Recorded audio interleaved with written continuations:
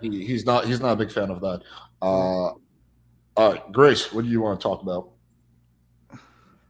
Uh, I mostly just came up here to chill, but once again, I differ with Andrew on his point about that men control everything because I just he knows I've had this experience with my mother where she completely turned on my family and got a restraining order against my dad. Men do not have control of their women like he thinks they do. That's not my argument. Yes, it is. You said men have control of Tell everything. me- And the only control tell- women have is the power that men give Hang on. them. Stage, just calm down, Bruce. Tell me what my argument is. I just said it. Repeat it back to Okay, me. so you think that my argument is that men have control of their women? You said men have control of their families, their life, they have a lot of power, and that women only have the power that men give them. I agree. That's correct. So let's start from the grounding. Where do rights come from? God. God grants you rights? Mhm. What rights does God grant you? The right to life, the right to respect, the right to If God dignity. grants you the right to life, then why do children die? He grants the right to, it's a God-given right that you should not be killed by other people. That doesn't mean that people won't die. Okay, so it's not a right to life then. He grants you the right to not be murdered? I mean, are we talking legal rights here? No. Okay, I'm we're asking talking you God-given rights. specifically where rights come from. Tell me where they come from. I don't know, like for example, like God gives a fetus the right to life. Then why do fetuses die if they have a right to live? Okay, so why do people die? It's a right to life. Like it's an essential right. You have a right to dignity. You just keep on restating the question. It's not. I It's understand not. the question. It's okay. A right. Because I asked it. A right is not. It's not a. It's not an obligation. It's not that you won't die, but it's that you have the right to life. You have the right to your own life. So you said God gives you rights, right? Mm-hmm. What rights does God give you? God gives you the right to marry who you want, for example. God gives you the right to marry who you want. So how come there's men out there who might have women who marry other men besides them who they wanted to marry? Okay, well, rights is a legalistic term. Society has to respect rights. No, rights is also a philosophical term. So the question becomes, where do rights come? What do you think a right is? Let's start with that. What do you think a right is? A right is a legal term that means you are entitled to something. So you don't think that there's anything more innate than legality to rights? Well, yeah, because it means you're entitled to something that's enforced. I think that's a fair. I think that's a fair position. So if rights are a legality, meaning that they're a social construction that human beings come up with, they're not actually from God, right? I mean, what would God give us? I would say He gives us gifts, like the gift of life, more than a right to life. That's given to us by society. Okay, fair enough. Yeah. So then your position isn't that God gives you rights, but that rights are a social construction by people. Yeah, political. Okay, so I think that's fair. So if rights are a social construction of people, right, then who enforces the rights? Men or women? Bingo. I mean, I would say both, but if you want to talk about like in terms of power, physical power, then yes, men. No, I'm asking asking, hang on, stop. Listen very closely to my question. Who enforces rights? Who's the enforcement mechanism for the rights of women? Is it women or men? I mean, you know the answer. Both enforce the rights. Both? They both enforce the rights. Yes, but so men, how do women? So power, men do. Men do. So how do you enforce rights absent physical power? Okay, well, women can call the police just like men. And who comes and who shows up when women call the police? Physical power is for men. Yes. So how do you enforce rights absent physical power? Well, there are lawmakers. There are people who do things absent than physical power. And how do they enforce? How do they enforce all of those laws and regulations and things that they pass absent physical power? You cannot. Well, I mean, yeah. At the end of the day, when it comes down to it, it is physical. So then, therefore, your rights. Therefore, the logical conclusion is your rights. Wait. Stop. So therefore, if all rights are enforced by men, and the rights of women are enforced by only physical power, which you just agreed with, and our logical conclusion has to be that all women's rights come from who? Okay, fine. If you want to say answer the question. Answer the question. Andrew freaked out. Andrew, calm down. Calm down. Andrew. Answer the okay. question. Answer the fucking question. Camera. Okay. That's what he's going to do with you if you don't answer the question. You want to do your BDSM routine. I get it. Okay. All right. Calm down. All right. Yes, they come from men, but then why? Okay. So then following your argument, then why do women, you would say that women are doing things that aren't fair to men, right? For example, women can accuse men of rape, right? And there's no accountability if it's a false accusation, right? And men have created that, and men enforce Andrew's it. That's freaked. the point. Andrew totally lost it. He needs. That's my backup cam, and it fell off. Anyway, go ahead. Okay, so according to your logic, if men enforce these, if men give women all their rights, then why do women have rights that hurt men? Why can women do things that hurt men? For example, because men also give other men. Stop. I'll answer your question. Okay, because men also give other men rights. Okay, well, why would men give other men rights that hurt them? Like, why would men enforce rights that actually hurt men? They've done it since the dawn of time. So, for instance, hang on, I'm going to answer the question. Grace. One question at a time. Just one question at a time. To answer your first question, men have always done this.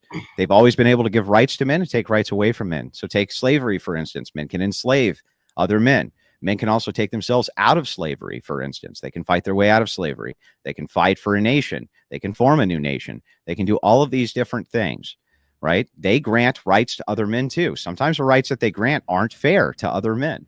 There could be that there's specific pockets of men who think that certain men shouldn't have rights or that women should have more rights. But that doesn't mean that they're not coming from men. You just logically walked through how they are. Okay, but so you said, like on a couple panels ago, you said that the reason that women can do things that hurt men is because men are simps and women have convinced them to give them rights that aren't fair. Yeah, there's some truth to that. That's true. Yeah. Okay, so then don't women have power according to your logic? If women can convince men to give them those rights, then women have the ultimate power. Women do. Men. Stop.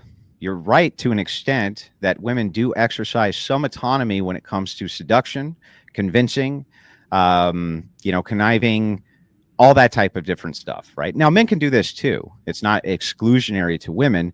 But yeah, women do tend to exercise power softly, but that really doesn't change the fact that their rights are going to be enforced, or whatever they want enforced in society is going to be enforced by men. Whether they can convince men to do it or not, that's a completely different matter, because when men decide to stop doing it, women have no recourse at all. None.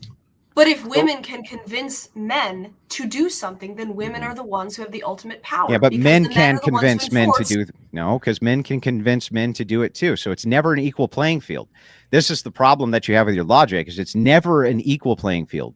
Everything that a woman can do, as far as conniving, backbiting, even seduction, all of these different things, men can also do those things. The only difference is that women will always have to rely on men for the enforcement arm of whatever outcomes they want to see in society. Always. There's no choice about it.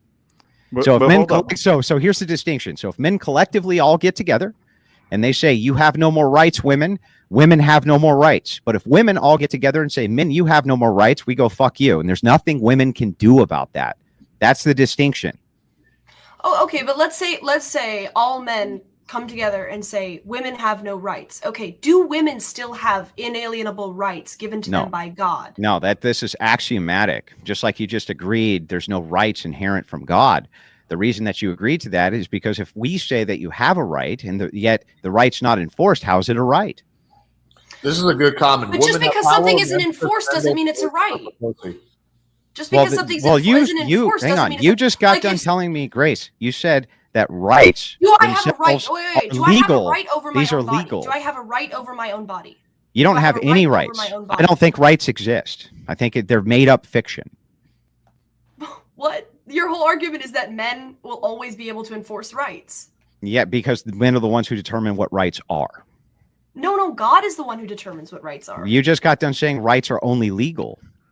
They are respected by society, but if somebody rapes me, I still have the right to my own body. I still have the right. They are just disrespecting What gives you that my right? God. So then how come God doesn't stop you from getting raped? Because God does not. I mean, that's a stupid question. God doesn't. Well, then answer the control question. things. If God it's a is not a stupid question, then legal answer it. entity. If it's not Right. So then, respected by we're society, back that doesn't mean that I don't have it. You just legalese. said I don't have any rights. We're back I to do have a right legalese. over my own body, right? This is As a person. stop, Grace. You can't make the conflation of legalese versus right from God. You say God gives you the right to not get raped. Then how come you can be raped if you have such a right? Answer my question.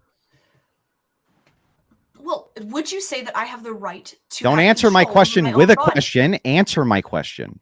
How does God allow things? Okay, do you have? How does God allow? That's not my question. That's not my question. My question specifically, I'm going to tell it to you again. If you have a right from God to not be raped, then how come you can be raped?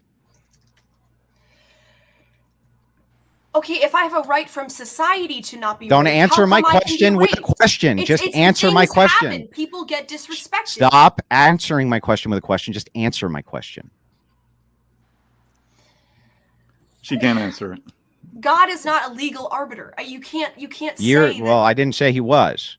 You say you're making the conflationary you term believe again that- between legalese and an inherent right. So I'm saying if you have the inherent right to not get raped because God gives you such a right, then how come you can still be raped? It makes no sense.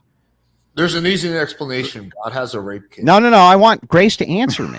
Answer the question, Grace.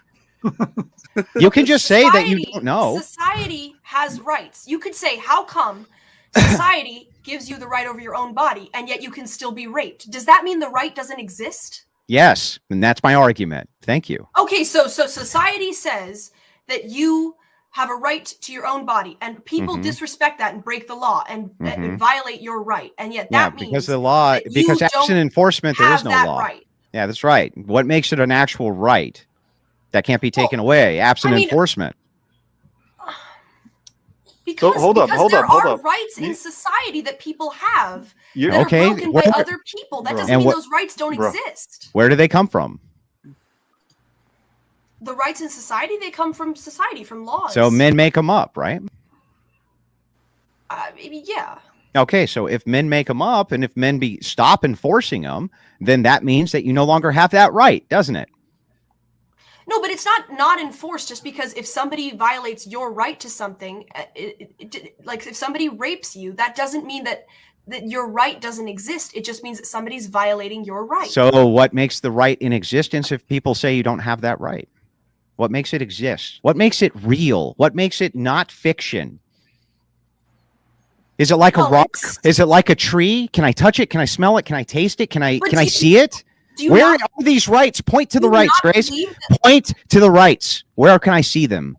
They're on the right tree, they're bro. not physical doesn't mean that it doesn't Right. exist. So that they're immaterial. So that's right. So if they're not physical and they're immaterial and they're social constructions and we made them up, that means that absent us enforcing them, they don't fucking exist, do they?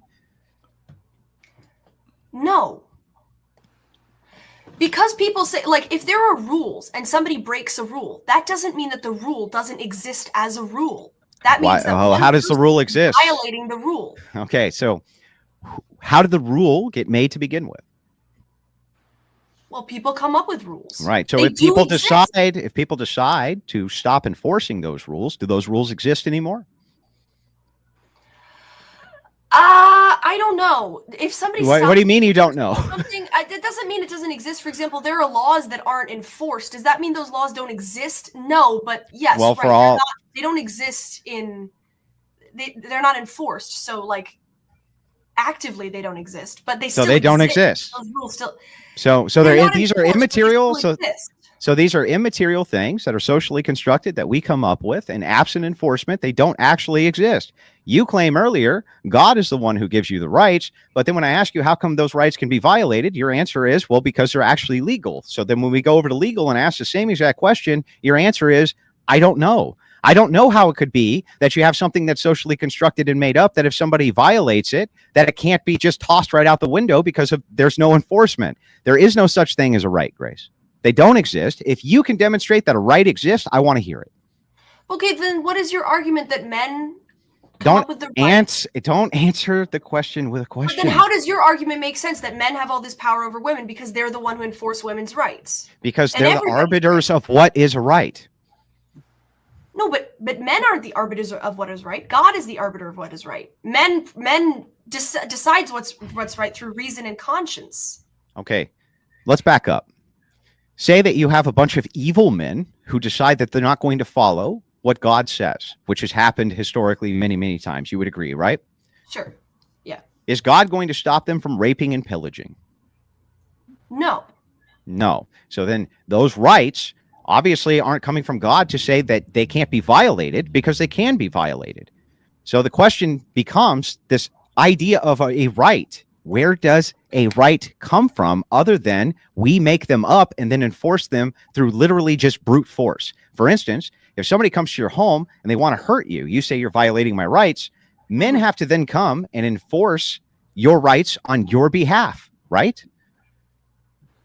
Okay, but okay. So maybe I mischaracterized it. God does not give us rights. God doesn't owe us anything. Okay, but God gives us reason and conscience, which then help us to determine what people's rights are legally that are enforced by men. I agree with you, men, right? And there we go, so Grace. those So hang on, exist. Grace. Reason and conscience then Grace, exist. all you have to do And is those concede. rights are real. All you have to do is concede to the argument then that all rights come from men. Well, okay, if you want to say everything that comes through men through God, then that's Argument. fine. The argument's done, Grace. Thank you so But much. you said I appreciate rights the don't concession. exist. You said rights don't exist. That's right. They don't exist except So as a the construction rights that of what come men make up. No, but that's not a construction of what men make up. That's a It construction is. of what men interpret through reason and conscience, which is given to them by God. Like taxes. So Okay. do you think that all societies, even absent God, can come up with laws and come up with individual rights? Societies absent God. I mean, all of us have a reason and conscience. We all have that. We all have an ingrained sense of That's not morality. my question, though. My question is, what do you mean outside of God? Yeah. So if people reject God, let's say they're part of the satanic church, for instance, can they come up with a codified system of rights that you could then follow? Could they potentially? Yeah. Would they be Then in alignment so then this conduit to God that you're talking about, this is not always a direct one-to-one for what men can come up with positive or negative rights. Can't, right? Is that correct? Yeah, is that that's correct? true. But what we use to measure whether those rights are fair, who determines whether a right is just or unjust? Who determines it? Well, so Judges. what the founders did was they said it was axiomatic. They judged it on an axiom. We hold these truths to be self-evident. That would be axiomatic. They say rights are axiomatic. They're self-evident. You're making the same claim. What they're saying hang on, it comes from reason and conscience. Well, they didn't specify, but I think that I could probably grant that it comes from at least reason. Conscience, I'm not so sure, but maybe reason at least. But they're saying these are axiomatic. So it's known to everybody that these things are self-evident. However, they're not axiomatic because different cultures don't follow those laws or those rights. So how can they be axioms? They're not axioms. So you say that rights come from God. Okay, fair enough. Which right comes from God? I'm not saying rights come from God. God doesn't owe us anything. What I'm saying is So rights come from men.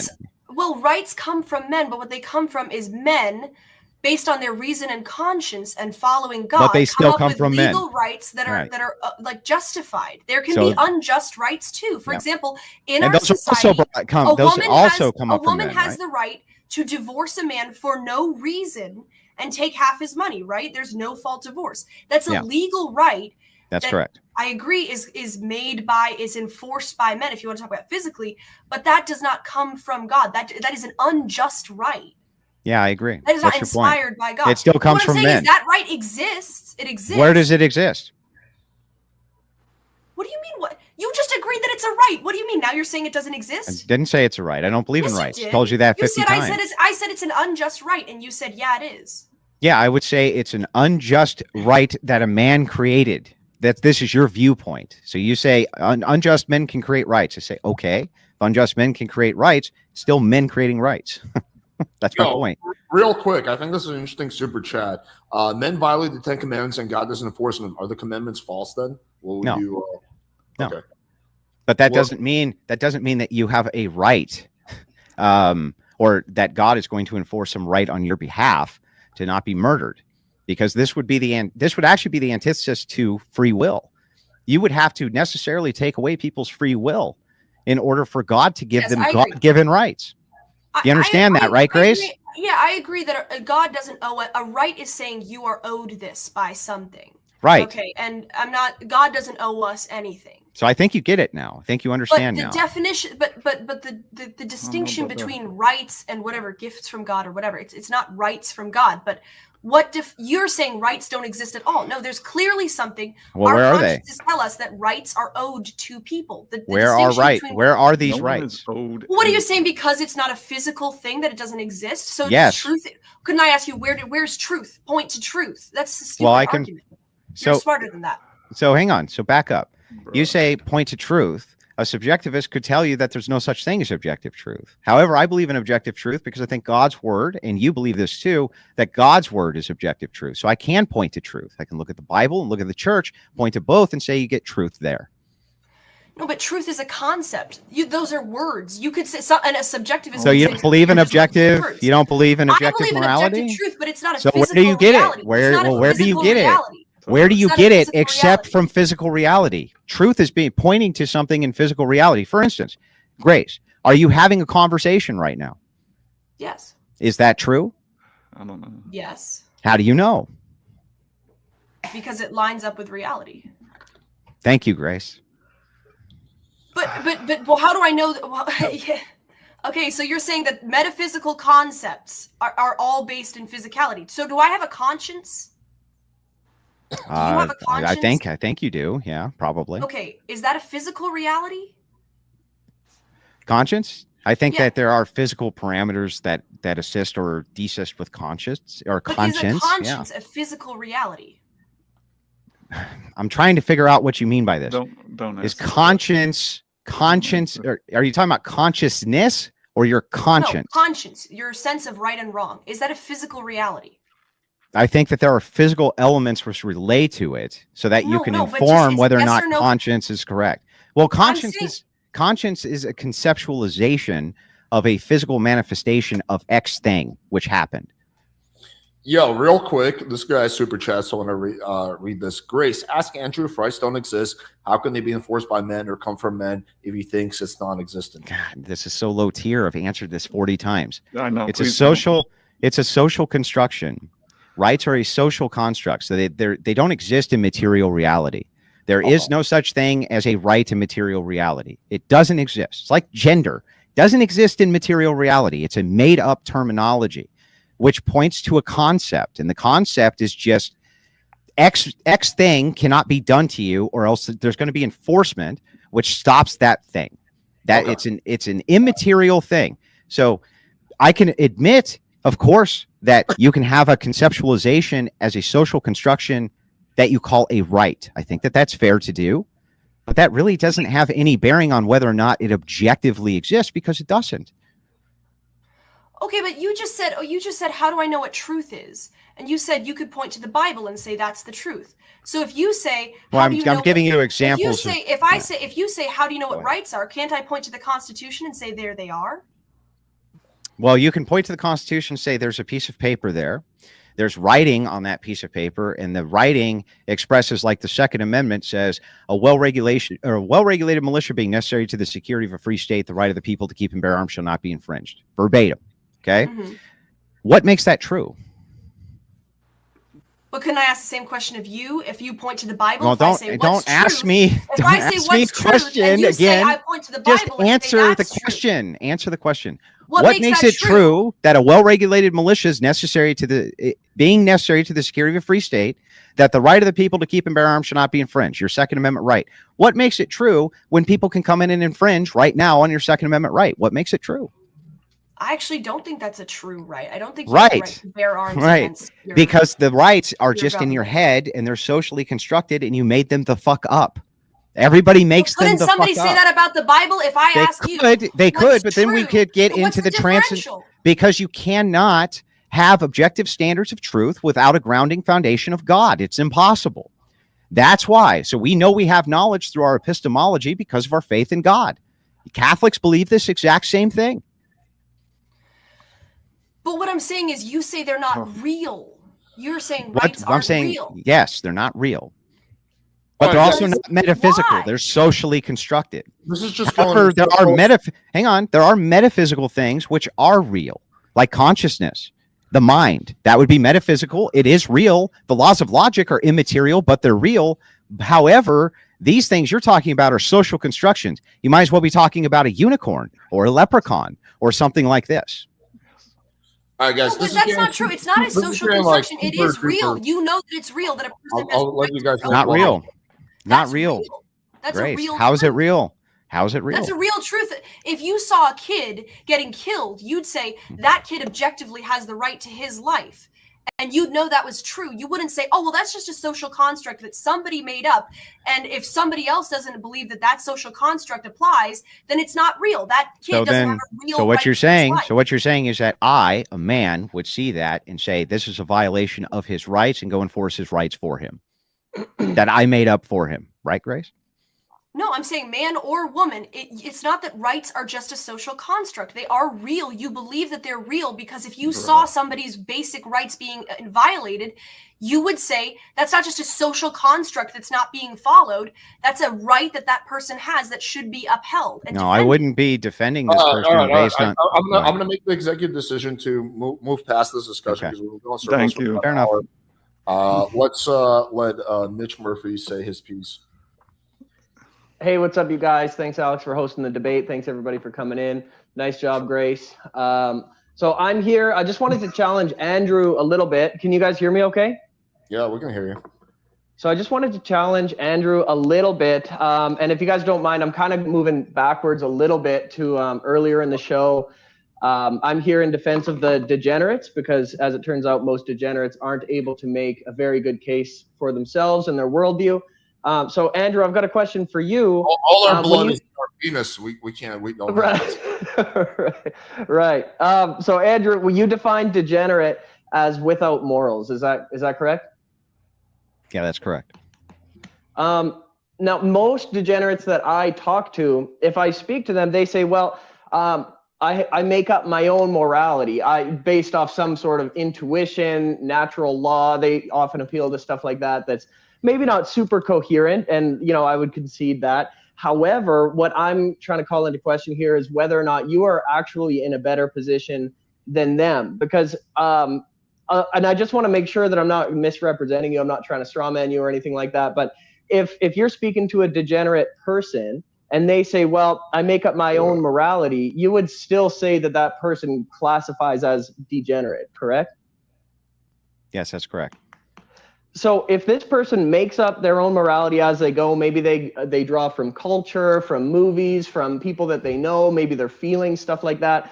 If that classifies them as a degenerate, what I'm wondering is that if the Christian is actually in a better position, because the Christian, for one, has to look at the different religions and decide which religion is true. And then let's say they go beyond that, they say, okay, I'm going to pick Christianity. Well, then at that point, they have to go between Catholicism, Orthodoxy, Protestantism. Let's say they pick Orthodoxy. From that point, they have to pick between ROCOR, OCA, Antiochian. They have all these different jurisdictions. And even from within that, they have to choose when they listen to their priest say something or the bishop say something, they have to weigh it against the rudder that the Orthodox Church is run on. And they have to, basically, it all comes down to the individual person deciding what is moral and what is not. And so I'm just wanted to pose that challenge to you, Andrew, to see how you'd respond with the potential that you may not be in a better position than the degenerate. Do you think that you can know what the truth is? Do you believe in objective truth? Sure. Yeah. How do you know if it's objective truth? Well, if I was a degenerate, I might say it's based off my intuition, or if I was in a different position, I might say that I weigh it logically. I look at the different worldviews. So if you have one person who has an intuition for something which is true, and a second person has an intuition which is against that, how would we arbitrate which is correct? Probably through the laws of logic, right? The laws of logic are going to be able to defeat intuition? It's not illogical to kill oftentimes, It's not illogical to kill somebody. Tell me why it is. What's the performative contradiction with killing somebody? Why would that be a violation of the laws of logic, sir? Well, I guess you could say. Show me the performative contradiction. Mhm. That would be the only thing that could violate the laws of logic. What is the performative contradiction of killing somebody? Man, he's using a lot of big words, getting me all spun up here. I guess what I'm saying is that if you Answer are my picking, question. I just listen. You remember how you answer or you asked me 4 different questions and I said, yes, that's correct. Absolutely. Yes. Yes. Yeah. Just answer my fucking questions. Okay. So I want a specific answer to this. Is it right or wrong to have sex with a corpse? Wrong. It's objectively How do you wrong. know? How do you know it's objectively wrong as an atheist to have sex with a corpse? Well, it depends on how hot the corpse is. Well, Answer. I would say because I picked a moral code that tells me it's wrong. And it's, well, if somebody else picks a moral code that says it's right, how do you know they're wrong? Well, I suppose you'd have to argue, right? Which is where logic would come into the play. So give me the performative contradiction. The contradiction is that both people, at the end of the day, have decided to believe something, to believe in an external moral code. And so what's the contradiction? The contradiction is that both people, Alex, it came down to an individual deciding that it's wrong. What's the contradiction? The contradiction is that regardless of which code you've picked, and regardless of who's correct or who's not, both people have picked one. So they're there's both no kind of in the contradiction. So what's the contradiction? Am I missing something here? Do you know what a contradiction? What do you know what contradiction means? Yeah, of course. Okay, then the laws of logic require, if you say you could argue with logic for why something is true or false, you're looking for a performative contradiction to know that something's illogical. That's the only way you can say it's illogical. So what's the performative contradiction between somebody in group A who says it's okay to have sex with a corpse, and in group B they say it's not? You say that you can logically determine that. You can only logically make an argument against them by showing a contradiction. So show the contradiction. Well, because your penis will be smelly. Nice. Wow. Not a contradiction. Nice. What's the contradiction, bro? So what I'm saying is if there's two individuals both agree that, let's say, necrophilia is wrong, not just yucky like Alex here, but like two people both say that it's wrong. Yeah, both people say it's wrong. But both people say that the other one's worldview is incorrect. They both have come to this conclusion about something. Yeah. Somebody has to be correct, yeah? Yeah, so where's the contradiction? How do we know which one's correct without the contradiction? So in order to dig up the contradiction, wouldn't you have to use logic and examine both people's That's what I'm asking you. I'm asking you to use logic to show me the contradiction, why it's wrong to have sex with a corpse. Show me. Tell me logically why it's wrong. Can you do that or not? Yeah, I would say it's wrong because I have picked a moral code that tells me that it's wrong. And so if somebody else picks a moral code that tells them that it's right, why would they be wrong? Well, we would have to observe. We would have to observe their worldview, correct? Their worldview is it's not wrong, you dunce. Can I argue for him? Yeah, please, anybody can argue for him. Holy shit. I'll throw in one The thing. argument for against necrophilia would be that it would be dishonoring and disrespecting the dead, because the dead, once a person dies, they don't have a free will of their own. They have a right not to get fucked after they die. So hang on. So let's back up. Hang on. What, you think in your worldview, necrophilia is wrong because a person has right to not be disrespected after death? Yes. And what gives them that right? Men. Because that's basically because they don't have a free will of their own. They don't have their life. Their life essence has been. This is all begging the question. What gives them the right? Stop begging the question. Right. You're just reaffirming the question. I know what the question is because I just asked it. Why is it wrong? Okay, here let me try to explain. A potential contradiction would be that as a human being, your goal is to reproduce, and having sex with a corpse is contrary to your natural, I don't know, purpose. Yeah, with natural reproducing. law. Yeah. Yeah, so that could be one, for example. Mhm. Grace, you don't believe in natural law? You're Yes, I not do. you're not a naturalist, you're a Catholic. I believe Roman in Catholics natural believe in law. that. What's natural law, Grace? It's the law of nature, the law of what God The provided law us. of nature. Yeah, What like the laws? logic of nature, like Tell what me, Alex tell said. me, tell me The what reproductive law. system is Okay. for having children, and so sex should not be had in a way that isn't going open to the possibility of children. Another Condoms, potential birth contradiction control. That's might be natural something law. So then, how come, if that's a law, a natural law, how come people can get pregnant outside of marriage, Grace? It's not a law, like it's not a legal law. It's a natural law. That's how. So then things it's not a work. law. It's Then it's not a human law. nature. Then it's not a law. It's the law of nature. You just said it's a law of It's not nature. legalistic. No, you just said Do you, that it's a do you law think that of nature. do you think the phrase natural law means something that's enforced by judges? No, Well, it's saying What it's is it? It's the way that it's human nature. It's the way that nature works. It's the way that nature works. So you would say that nature works in this way, that if you have sex with a woman, they get pregnant. Yes. So how's that a violation of natural law, Grace?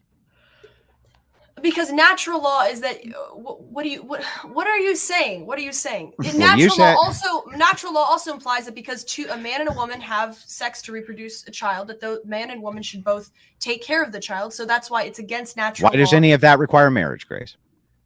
Well, because marriage is the most fitting way for two people Yeah, to but bond. but you can raise still a have the in a child. healthy way. But you can still have the Most child natural outside way. of that. You can still Of have course the you child can. outside of that. Of course Hang you on. can, yeah. Hang on. What makes it unnatural to do so? Well, because naturally, what's best for a child is two parents who are You can together have those for things life. without a marriage. You just conceded that. No, that's what a marriage is. Two people. You can bonding have for- that absent marriage.